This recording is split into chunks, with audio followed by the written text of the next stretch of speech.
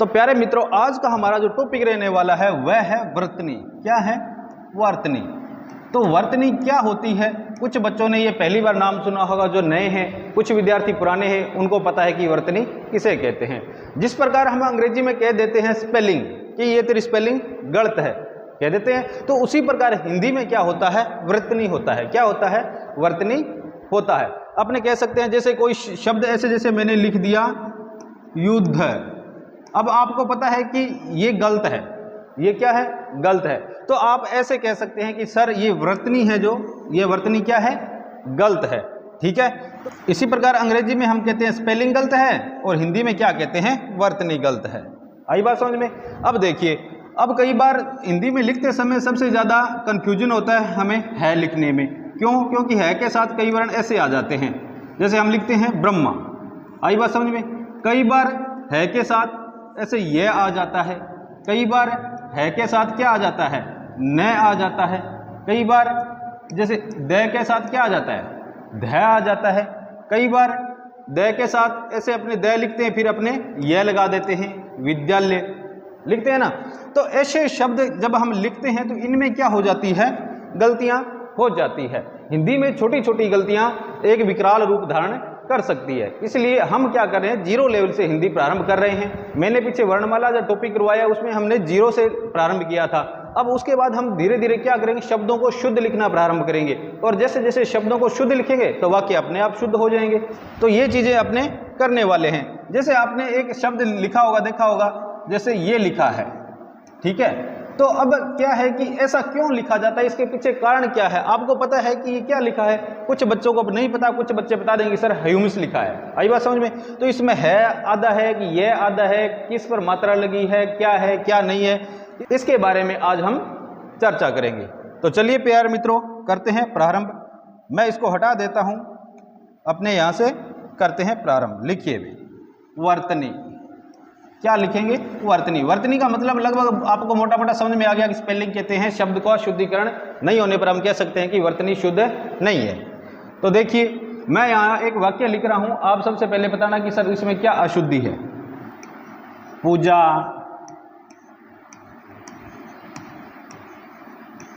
खेल रही है। पूजा खेल रही है। अब आप बताइए क्या गलती है इसमें, बताइए। अब आप कहेंगे कि सर ये तो शुद्ध लिखा हुआ है, इसमें कोई गलती है ही नहीं। तो क्यों नहीं गलती है? इसमें देखो, एक शब्द है खेल। क्या शब्द है? खेल। अब हम क्या है, खेल लिखते वक्त भी कई बार गलतियां कर सकते हैं। अब पढ़ने वाला इसको रवेल भी पढ़ सकता है, नहीं पढ़ सकता। इसलिए जो चीज़ हम लिखते हैं उसको अपने शुद्ध रूप में लिखना है, ऐसे लिखना है। ये छोटी छोटी गलतियां अपने करते रहते हैं। जैसे अपने एक दो तीन शब्द हैं जो अपने रेगुलर प्रयोग करते हैं, उनमें भी हम क्या कर देते हैं? गलतियां कर देते हैं। जैसे लिखिए, मैं एक होता है मैं। आई बात समझ में? इसके अतिरिक्त एक शब्द है नहीं। तो इसमें क्या ये शुद्ध है या अशुद्ध है? आप कहेंगे सर ऐसे ही लिखते हैं, ये क्या है? शुद्ध है। परंतु ये शुद्ध है नहीं। क्यों? क्योंकि यही छोटी छोटी गलतियां एग्जामिनर ढूंढता है। और खास तौर पर जब बात करते हैं हिंदी विषय की, तो हिंदी विषय में सबसे ज़्यादा इन पर जोर दिया जाता है। अब देखिए, इसमें क्या लगेगा? ये जब हम मैं लिखेंगे तो इसके ऊपर अनुस्वार लगेगा। ये स्वयं खुद वाला मैं है, इस पर भी अनुस्वार लगेगा। और जब हम लिखते हैं नहीं लिखते हैं तो इस पर भी क्या लगेगा? अनुस्वार लगेगा। इसके अतिरिक्त और देखिए, इसके अतिरिक्त अपने बात कर लेते हैं है कि। क्या बात कर लेते हैं? है कि। ठीक है। अब ये सिंगुलर है, यानी कि एक वचन है। ये सिंगुलर है, एक वचन है। एक वचन पर अपने क्या करते हैं? अनुस्वार नहीं लगाते हैं। जैसे लड़के खेल रहे हैं, अपने क्या लिखते हैं? जैसे लड़के, ऐसे पूरा लिखेंगे खेल रहे हैं। तो अपने क्या करते हैं? ऐसा कर देते हैं, ऐसा लिख देते हैं। अब ऐसा लिखने से क्या है कि ये पूरा का पूरा वाक्य क्या हो जाता है? अशुद्ध हो जाता है। क्यों हो जाता है? क्योंकि लड़के खेल रहे हैं, नहीं कि है। लड़का खेल रहा है, लड़का खेल रहा है, जबकि लड़के खेल रहे हैं। तो हैं लिखेंगे तो उस पर क्या लगेगा? अनुस्वार लगेगा।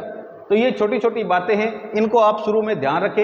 एक तो आपका जो लेखन शैली है वो एकदम क्लियर होनी चाहिए, और जो अनुस्वार है इसका विशेष रूप से ध्यान रखना है लिखते वक्त, क्योंकि कई बार परीक्षा में नंबर काट लिए जाते हैं। तो आप इस चीज़ का विशेष ध्यान रखेंगे। चलिए भाई अब देखते हैं आगे, जो मैंने आपको बताया उस पर थोड़ी चर्चा कर लेते हैं। आज का अपना टॉपिक है वर्तनी। क्या रहेगा? वर्तनी। और वर्तनी के बारे में आपने 2-3 चीज़ें सीख ली। अब ये हम छोटी छोटी गलतियां कर देते हैं। अब क्या है कि छोटी छोटी गलतियां और क्या कर देते हैं, देखिए कुछ शब्द होते हैं घुंडी वाले। कैसे? घुंडी वाले शब्द होते हैं, घुंडी वाले वर्ण होते हैं, घुंडी वाले वर्ण होते हैं। कौन कौन से? जैसे अपने कई बार लिखते हैं ध, और घुंडी वाला क्या होता है? भय, श, और अपने लिखते हैं श, एक लिखते हैं श्री वाला श्रय। इसके अतिरिक्त अपने लिखते हैं जैसे थ, कई बार अपने स्वर लिखते हैं ए। तो ये क्या है कि मैं इसलिए लिखा रहा हूं कि इन पर अपने पूरी शिरोरेखा नहीं खींचते हैं। अब देखिए हिंदी में सबसे मेन आधार होता है शिरोरेखा का। किसका? शिरोरेखा का। जैसे अपने ये शब्द लिखा तो इस पर अपने ये रेखा खींची है, इस शब्द को क्या किया है? ढका है अपने इस शिरोरेखा से। कई इसे सुरेखा भी कहते हैं, कई शिरोरेखा भी कहते हैं। अब ये वाले शब्द इसको ढका है, वर्ण है, इसको भी हमने क्या किया है? ढका है। इस चीज को हम कहते हैं शिरोरेखा। क्या कहते हैं? शिरोरेखा। पहले आप इसको समझना और बाद में क्या बनाना है? बढ़िया बढ़िया नोट्स बनाने। क्या कहते हैं? शिरोरेखा। शिरो यानी कि सिर के ऊपर रेखा। अब क्या है कि कोई भी चीज हम लिखते हैं तो अब ये घुंडी वाले जो वर्ण होते हैं इन पर हम पूरी शिरोरेखा नहीं लगाते हैं, शुद्ध रूप से जब हम लिखते हैं। जैसे मैं यहाँ लिखता हूं अवध, अवध लिखूंगा तो यहाँ अपन को पता है कि ध आ जाएगा, ठीक है। इसलिए यहाँ पर ए, पूरा ए नहीं ढका जाएगा कभी भी, इसलिए इसको हटा देता हूं मैं। देखिए पूरा ए नहीं ढका जाएगा, और न ही ये ध, यानी कि इस पर मात्रा नहीं आएगी। तो अपने क्या लिखते हैं? अवध, ऐसे लिखते हैं अवध। इस प्रकार अपने कोई भी और शब्द ले लें, जैसे अपने लिखते हैं क्षमा। क्या लिखते हैं? क्षमा। तो अपने यहाँ से प्रारंभ करते हैं और इधर ऐसे कर सकते हैं, ठीक है, परंतु इसके ऊपर अपने पूरी की पूरी रेखा नहीं लगाते। तो कुछ ऐसे शब्द है इनका भी हमें ध्यान रखना चाहिए। ये घुंडी वाले जो शब्द है इन पर पूरी की पूरी शिरोरेखा नहीं लगती। ये छोटी छोटी बातें हैं जिनसे हम गलतियां करते हैं, इन बातों का हमें विशेष ध्यान रखना चाहिए। अब देखिए, अब चलते हैं आगे, मैं इसको हटा देता हूं, अब चलते हैं आगे। देखिए मेरा कहने का मतलब है कि जिंदगी में थोड़ा बहुत व्यवहारिक ज्ञान भी जरूरी है। जैसे हम विद्यालय आते हैं, जाते हैं, रास्ते में अनेक सारे लोग मिलते हैं, तो क्या है कि कहीं से कहीं हमें कुछ ना कुछ सीखने को मिलता है। तो वो ज्ञान भी अपन लेना बहुत जरूरी है, क्योंकि सारों की पढ़ाई को नहीं है, जिनके दोस्तों के साथ खेलना मिलना, उठा बैठा, तो किस प्रकार उठा जाता है, किस प्रकार बैठा जाता है, किस प्रकार किससे बातें की जाती है, व्यवहारिक ज्ञान भी हमें आवश्यक है। तो इनका भी आप ध्यान रखें।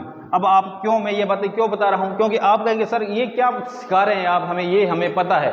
तो ये आपको पता होगा अच्छी तरह, परंतु क्या है कि जब तक आदमी को पूरा ज्ञान ना हो, अधूरा ज्ञान हो, अधूरा ज्ञान ज्ञानी न होने के बजाय ज़्यादा खतरनाक होता है। यानी कहने का मतलब है जो व्यक्ति मूर्ख है वो सबसे भला है जिसको आधा ज्ञान है। या तो पूरा ज्ञान होना चाहिए या फिर ज्ञान नहीं होना चाहिए। आधा ज्ञान क्या कई बार खतरनाक साबित हो सकता है। इसलिए मैं आपको बता रहा हूँ कि ये छोटी छोटी बातें, जितना मेरे को नॉलेज है, जितना मेरे को पता है, मैं आपको सिखा रहा हूँ। आप इनको सीखिए ताकि आपकी हिंदी शुद्ध हो जाए, आप शुद्ध उच्चारण करना सीख जाए, शुद्ध लिखना सीख जाएं। चलिए अब देखिए, कई शब्द हिंदी में, कई वर्ण ऐसे होते हैं जिनको आधा लिखा ही नहीं जाता। जैसे मैं आपको कहूँ लिखो कै, आप लिख देंगे कै, ये लिख देंगे च, आप लिख देंगे जय। अब मैं आपको कहूँ कि ठै लिख के दिखाओ, तो ठै आप ऐसे तो लिखोगे नहीं, इसको आधा तो बनाओगे नहीं, क्योंकि ये टै बन जाएगा। इसलिए क्या करते हैं, इसके नीचे हल लगा देते हैं। क्या लगा देते हैं? हल लगा देते हैं, हलंत लगा देते हैं। इसके कारण ये क्या हो जाता है? आधा हो जाता है। जैसे अपने र है तो र को आधा नहीं लिख सकते, इस कारण इसके नीचे भी क्या लगा दिया जाता है? ऐसे हल लगा दिया जाता है। तो ऐसे और भी वर्ण हैं, उनकी चर्चा हम बाद में करेंगे, पहले इनको समझ लेते हैं। आपने कई शब्द ऐसे लिखे देखे होंगे, जैसे कच्चा, बच्चा, बच्चा, ये सारी की सारी चीजें क्या हैं? एक ही है। परंतु अब इसमें एक बात ध्यान रखने योग्य बातें हैं। अब इसमें क्या है कि ये ऐसे च च लिख दिया, तो इससे तो हमें पता चल गया कि च आधा है, इसमें भी पता चल गया च आधा है। मैं आपको बहुत बार बता चुका हूं कि जो वर्ण अपने कंधे के ऊपर किसी को बैठाएगा ना, तो वो उसको सहारा देगा। क्या देगा? सहारा देगा। मतलब वो क्या है कि अपने आप में अधूरा होगा, और जो अधूरा वर्ण होगा वो किसी के किसी कंधे पर अवश्य रूप से बैठेगा। जैसे मैंने कल आपको ऐसे बताया, एक शब्द लिख के प्रेम, क्या बताया था? प्रेम। तो अपने इसको रै को पदेन रूप भी कह सकते हैं। क्या कह सकते हैं? पदेन रूप। परंतु ये इसमें उलझने की आवश्यकता नहीं है। आपको ध्यान रखना है कि ये प है, ये किसके कंधों पर बैठा है? रै के कंधों पर बैठा है, इसलिए प क्या है? अधूरा है, आधा है, और रै क्या है? पूरा है। जो कंधे पर बैठा है वो आधा यानी कि छोटा है, उसे अभी तक नॉलेज नहीं है, ज्ञान नहीं है, इसलिए जो नीचे इसने इसको कंधे पर बैठा रखा है, इसलिए ये पूरा है। ठीक है। अब ये बच्चा कच्चा, अब देखो ये च है, इस च ने क्या किया? इसको कंधे पर बैठा रखा है। तो इसका हम वर्ण विन्यास करेंगे, वर्ण विच्छेद करेंगे। तो कैसे करेंगे? देखिए, इसका हम क्या कर रहे हैं? वर्ण विच्छेद। वर्ण विच्छेद करेंगे तो क्या लिखेंगे? सबसे पहले अपना आ जाएगा क, फिर आएगा अपना ए, फिर आधा च, फिर च, फिर अब यहां पर आ की मात्रा है तो अपने यहां पर क्या लगा देंगे? आ। आई बात समझ में? क्या लगाएंगे? आ। इसको हटा देता हूं, एक बार देखिए भी। अब देखिए क, ए, च, च, आ। अब आपको पता है कि ये दोनों क्या हैं? अधूरे हैं। क्या हैं? अधूरे हैं। अब ये ए है, ये इसको सहारा दे रहा है च को, इसलिए ये पूरा हो गया चा। अब आपको पता है कि ये लावारिस है, अनाथ है, तो इसको सहारा कौन देगा? पीछे वाला देगा। कौन देगा? पीछे वाला देगा। अब ये क्या है? एक पंक्ति में खड़े हैं। आप इसको ऐसे समझो, ये सारे के सारे किधर खड़े हैं? इधर मुंह करके खड़े हैं। ठीक है ना? वर्ण सारे के सारे इधर मुंह करके खड़े हैं। अब आप बताओ, मेरे पीछे मैं यहां खड़ा हूं, आप यहां खड़े हैं, आप यहां खड़े हैं, आप यहां खड़े हैं, आप यहां खड़े हैं। अब मैं यहां से गिरूंगा तो जो मेरे आगे खड़ा है इसको थोड़ी ना पता है कि सब पीछे वाला गिर रहा है कि नहीं गिर रहा। ये जो पीछे व्यक्ति खड़ा है, जैसे आप खड़े हैं तो आप मुझे संभालेंगे, आप मुझे गिरने से रोकेंगे, आप मेरी टांग नहीं खींचेंगे, क्योंकि मैं आगे ही गिर रहा हूं, पहले से ही गिर रहा हूं। तो ये जो पीछे है वो इसको क्या करेगा? संभालेगा। तो इसी प्रकार क्या होता है कि ये जो पीछे वाला वर्ण होता है वो आगे वाले को क्या करता है? संभालता है, क्योंकि ये अनाथ है, लावारिस है, इसके आगे पीछे कोई है नहीं, इसलिए ये इसको क्या देता है? सहारा देता है। आई बात समझ में? ये अपना स्वर है, ये इसको सहारा देगा, ये इसको सहारा देगा। आई बात समझ में? अब देखिए इसी प्रकार ये है।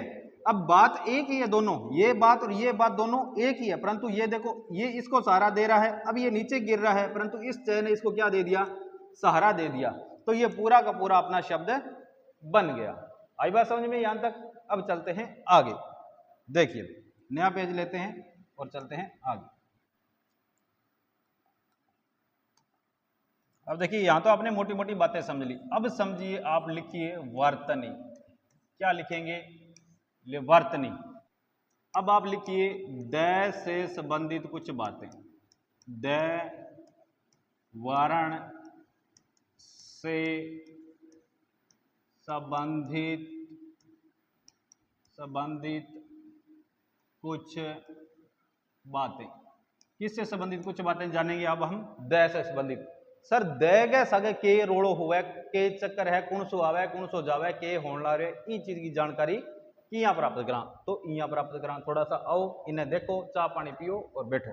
देखो अब हम द से संबंधित कुछ नियम। अब जो ये वर्तनी है, मैं इसको आपको सरल शब्दों में नॉर्मल भाषा में समझाऊंगा। आपने जो बागड़ी भाषा भी था ना, बढ़िया तरीके से समझ में आ जाओ। अब देखो आप कई शब्द लिखा, जैसे मैंने यहां पर लिखा शुद्ध। क्या लिखा? मैंने यहां पर लिखा बुद्ध। तो सर अब द आधा है, ध आधा है, इसमें समझ में नहीं आ रहा। तो अपने क्या करते हैं, एक वर्ण विच्छेद करके देख लेते हैं। क्या करके देख लेते हैं? वर्ण विच्छेद करके देख लेते हैं। वर्ण विच्छेद किसे कहेंगे? देखिए वर्ण विच्छेद ऐसे करते हैं। अब हम इस बुद्ध का करते हैं, तो ब प्लस, अब आपको पता है कौन सी मात्रा लगी है इसके? ऊ की लगी है। छोटे की लगी है कि बड़े की लगी है? सर छोटे की लगी है, तो अपने यहां पर लिख देंगे छोटा ऊ। उसके बाद अब देखिए, अब बुद्ध बोल रहे हैं तो पहले द बोल रहे हैं कि ध बोल रहे हैं? आप कहेंगे सर द बोल रहे हैं, तो पहले क्या आएगा? द आएगा। और द आएगा तो मैं आपको एक बात बार बार समझा चुका हूं कि जको आदमी माड़ो होगा, कमजोर होगा, आधो होगा, वो के होगा कि वो आधो होगा, क्योंकि दूसरो आदमी भी कह देगा, कंधो देगा, दूसरा आदमी उसको क्या देगा? सहारा देगा, और वो उसके कंधे पर बैठ जाएगा। आई बात समझ में? अब द है, ये ध के कंधे पर बैठा है। आप ऐसे समझे, ये नियम नहीं है कोई, समझने के लिए कह रहा हूं।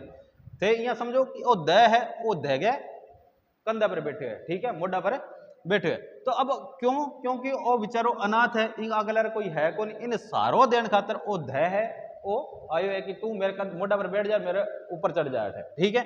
अब देखिए, अब आपको पता है कि क्या आएगा, यहाँ पर द आएगा। क्या आएगा? द आएगा। और द आपको पता है कि इसके आगे पीछे कुछ है नहीं, ये द है, इसने इसको सारा दे रखा है, तो द अपने आप में क्या है? आधा वर्ण है। क्या है? आधा वर्ण है। इसके नीचे भी हल लगाएंगे क्योंकि ये ऊ स्वर के साथ पूरा होता है। अब लिखो ध, क्या लिखते हैं? ध, और ध भी आधा, और ध में आपको पता है कि इसकी मात्रा होती है ए की मात्रा। जब किसी व्यंजन वर्ण में ए की मात्रा नहीं होती तो उसके नीचे क्या लगा होता है? हल लगा होता है, और मात्रा आ जाती है उसके बाद हल हट जाता है। जैसे ये ध है, ये इसके नीचे हल नहीं लगा हुआ, इसका मतलब ये क्या है? पूरा है। इसमें ए की मात्रा सम्मिलित है, यानी कि ए की कोई मात्रा नहीं होती, परंतु फिर भी जैसे यहाँ पर वर्ण लिखा है, यहाँ पर मैंने द लिखा है, तो इसमें क्या सम्मिलित है? ए सम्मिलित है, वरना यह द ऐसे लिखा जाता। आई बात समझ में? और यहाँ पर लिखना ही ऐसे है। आधा जो द है वर्ण से संबंधित कुछ बातें हम जान रहे हैं। आई बात समझ में? तो अब देखो, अब आपने वर्ण का क्या कर दिया? विच्छेद कर दिया, अर्थात टुकड़े कर दिए। वर्ण के टुकड़े कर दिए तो आपको पता चल गया द यहाँ पर क्या है? आधा है, और ध पूरा है। आई बात समझ में? अब आप ऐसे मान लेना कि कोई भी शब्द द के नीचे लग जाए तो द क्या होगा? अधूरा होगा। जैसे बहुत से शब्द हैं ऐसे द्वय लिखते हैं। आई बात समझ? जैसे आपने पीछे लिखा था द्विगुण व्यंजन, ऐसे लिखा था द्विगुण व्यंजन। तो अपने द्विगुण लिखते हैं तो ये आपको पता है कि द क्या है? आधा है, इसलिए आधे वर्ण पर जो मात्रा होती है वो नहीं बोली जाती, जबकि पूरे वर्ण पर जो मात्रा है वो बोली जाती है। जैसे यहां पर लिखा मैंने पश्चिम, क्या लिखा? पश्चिम, तो ये पसीचम नहीं बोला जाएगा। क्या नहीं बोला जाएगा? पसीचम नहीं बोला जाएगा। अब आपको पता है, आप कहेंगे सर मात्रा तो द पर लगी हुई है, वे के साथ उच्चारण कर रहे हैं, तो इसका मतलब ये है कि ये श, अब आपको पता है कि ये तालु श यहाँ पर क्या है? अधूरा है, आधा है, पूरा नहीं है। इसी प्रकार द है, ये भी क्या है? अपने आप में अधूरा है, ये पूरा नहीं है। इसलिए ये मात्रा जो ई की मात्रा, ये किस पर बोली जा रही है? वह पर बोली जा रही है। आई बात समझ में? द्विगुण व्यंजन। अब एक शब्द और है, उसको हम तोड़ के देख लेते हैं। जैसे देखो, जो सबसे ज्यादा कंफ्यूज करता है, आपको मैंने करवा भी दिया, ये द्वंद्व समास। क्या है? द्वंद्व। अब ये द्वंद्व है, अब इसमें कौन सा आधा है, कौन सा पूरा है, इस बात का आपको पता होना चाहिए। इसके हम क्या करेंगे? टुकड़े करेंगे। अब देखो द, अब आपको पता है कि द कंधे पर बैठा है वह के, इसलिए द क्या है? अधूरा है। द प्लस वह प्लस ए, इसके बाद आधा न है तो प्लस में हम आधा न ही लिखेंगे। इसके बाद सेम आ जाएगा, क्योंकि पहले वाला द से ही थोड़ा द प्लस वह प्लस ए। अब देखिए ये अपना बन गया द्वंद्व, द व ए न द व ए, द्वंद्व। आई बात समझे? द्वंद्व क्या बन जाएगा? द्वंद्व। क्यों? यहां पर भी द्वय है, यहां पर भी द्वय है।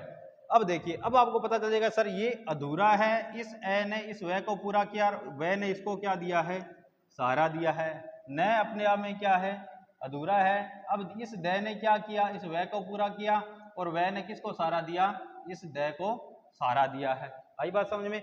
ऐसे हमें पता चलेगा कि कौन सा वर्ण पूरा है, कौन सा वर्ण अधूरा है। अब ये बातें आपको अच्छी तरह समझ में आनी चाहिए। क्यों? क्योंकि परीक्षा में अब ऐसे ना लिख के औचार निम्न में से कौन सा समास द्वंद्व समास है, या पूछ लिया जाता है माता और पिता में कौन सा समास है, 4 ऑप्शन दे दिए जाए और ऐसे लिखा आ जाए द व न द व। अब ऐसे लिखा आ जाए तो आप क्या कहेंगे? आप कहेंगे सर आपने तो ऐसे पढ़ाया था, ऐसा समास तो आपने कभी करवाया ही नहीं कि ये भी समास का कोई भाग होता है क्या? तो मैं आपको बार बार यही बात कह रहा हूं कि जो चीज अब ऐसे मिली जुली लिखी होगी उसको समझने के लिए आपको क्या करना पड़ेगा? ऐसे तोड़ना पड़ेगा शब्द को।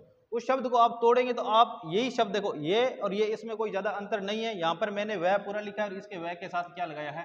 ए लगाया है, और बाकी सेम है, कुछ नहीं है। यहाँ पर न के मैंने हलंत लगा दिया, यहाँ पर ऐसे आधा लिख दिया, इसमें कोई अंतर है नहीं। आप ऐसे तोड़े जैसे मर्जी तोड़े, आपके समझ में आना चाहिए। आई बात समझ में यहाँ तक? अब मैं 2 शब्द लिख रहा हूं, आपको बताना है कि सर कौन सा सही होगा। इसको लिख लेना, भी नोट कर लेना। अब मैं 2 शब्द लिख रहा हूं, कौन कौन से लिख रहा हूं? बड़ा बड़ा लिखूंगा, समझ में आ जाएगा आपका। मैं लिख रहा हूं एक तो ऐसे, ये एक लिख रहा हूं मैं यहां पर ऐसे, क्योंकि शब्द शुद्धि कर रहे हैं, थोड़ा वर्तनी सुधार करें, थोड़ा सा बड़ा लिखना जरूरी है ताकि आपके समझ में आ जाए, आपको अच्छी तरीके से दिख जाए। ठीक है, अब ये कई तो अब दो उच्चारण हैं, एक तो है ऐसे, मैं एक डायरेक्ट समझाने के लिए लिख रहा हूं, वैसे है नहीं ऐसा, ठीक है ना। एक तो है अपने ये बोलते हैं हवेल, एक बोलते हैं वहेल, एक बोलते हैं हवेल मछली और एक बोलते हैं वहेल मछली। अब आप बताइए कि सर इन दोनों में से शुद्ध कौन सा है, बताइए। वीडियो को पॉज कीजिए और नीचे कमेंट में बताइए पहले, उसके बाद आगे बढ़िए। क्यों, अब ऐसी चीजें क्या हम कई बार अशुद्ध कर, जानते हुए भी अशुद्ध लिख देते हैं, जानते हुए भी अशुद्ध बोल देते हैं। अब ये हवेल होगा कि वहेल होगा, अब देखिए, अब आप इसको ध्यान से पहले पढ़ लेते, कई साथी तो जानते हैं मेरे, परंतु कुछ साथी नहीं जानते, तो क्या है कि अगर वो पहले इस चीज को ध्यान से पढ़ लेते तो आज गलत नहीं होता। तो देखिए, मैं आपको यही बात बार बार कहता हूं कि कोई चीज आपके समझ में नहीं आती है तो क्या कर लीजिए, वर्ण विच्छेद कर लीजिए, उसके टुकड़े कर लीजिए। ठीक है, अब ये सही है कि ये सही है, इसको जानने के लिए हम इसके क्या करेंगे, टुकड़े करेंगे। क्या करेंगे, टुकड़े करेंगे। अब वही बात कौन सी कि सर देखिए, ये जो वह लगा है यहां पर, ये अधूरा है कि पूरा है। मैं आपको बहुत बार बता चुका हूं कि जो नीचे पैरों में लगा होगा ये वर्ण है ना, किसी न किसी व्यक्ति को उसने कंधे पर अवश्य उठा रखा होगा, कोई ना तो कोई उसके कंधे पर बैठेगा। अब इसके कंधे पर है बैठा है, इसलिए है क्या है, अनाथ है, कमजोर है, इसको सहारा देने वाला कोई नहीं है, इस कारण ये क्या है, इसके कंधे पर बैठा है। आई बात समझ में, इसलिए ये है क्या है, अधूरा है। तो कैसे तोड़ेंगे हम इसको, इसको है, अब आपको पता है कि वह क्या है, पूरा है, यहां पर लिखा मैंने वह, फिर अब देखो कौन सा स्वर लगा है आगे, ए, तो अपने लिखेंगे ए, फिर ल, और फिर आगे आपको पता है ल में कोई मात्रा नहीं है, अर्थात किसकी मात्रा है, ए की मात्रा। क्यों, क्योंकि और कोई स्वर लगा नहीं है, यहां पर ए स्वर था, हमने ए लगा दिया वे के साथ, और ल में कोई स्वर है नहीं, यानी कि अब यहां पर आपको दिख रहा है